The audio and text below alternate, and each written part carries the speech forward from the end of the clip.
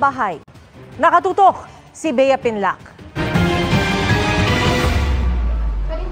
Nagreklamo sa mga otoridad ang 19 anyos na babaeng ito matapos umano siyang hold-upin ng isang lalaki sa Nepa Q-Mart sa Quezon City.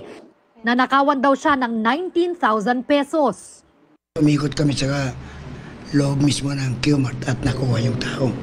Nakapkapan namin at may nakuha kaming 3 sachet ng drugs. Pinakulong yung tao, yung sabi niya nag-hold up pero nakuhanan natin ng droga. Illegal na droga at isang patalim ang nasamsam mula sa ng hold-up ng lalaki. Hindi nila na-recover ang umano'y nakaw na pera.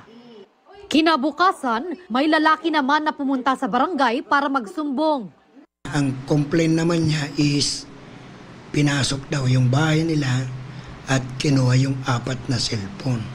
Kinuha niya yung cellphone tapos nagtambay muna siya dun sa gilid ng bali yung may lababo namin. Tapos siniksik niya muna dito. Tapos ay lumabas siya. Pinasok daw ang bahay niya at ninakaw daw ang mga cellphone at wallet niya na may lamang mga ID at 5,900 pesos. Nang balikan ng CCTV, Pinakita ko yung kuha. Sabi niya, ito yung kagabi.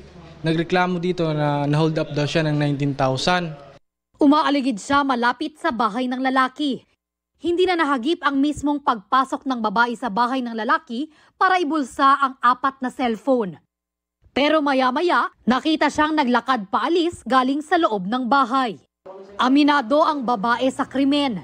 Paliwanag niya, gusto lang daw niya makabawi matapos mawala ng pera. Nung nakaraan po kasi, na-hold up po ako. Tapos di ko na po alam ang gagawin ko. Natutuliro na po yung utak ko. Hanggang sa naisip ko na lang po na gumawa ng hindi maganda. Sa isang mall sa Maynila daw siya pumunta para ibenta ang mga ninakaw na cellphone sa halagang 4,000 pesos. Bagaman nabigay na sa may-ari ang pera, umaasa rin siyang maibabalik ang mga ninakaw na gamit. Kinuha niyo pera, iniwan din niyo sa taxi yung wallet. Ayun din yung habol ko, yung wallet din mo kasi andun yung lisensya ko, wala na. Makuha man namin yung cellphone or hindi, magsasampa pa rin kami ng kaso. Reklamong theft ang kahaharapin ng babae. Posible rin na masampahan ng reklamo ang bumili umano ng mga nakaw na cellphone para sa paglabag sa anti-fencing law. Para sa GMA Integrated News, Bea Pinlac, nakatutok 24 oras.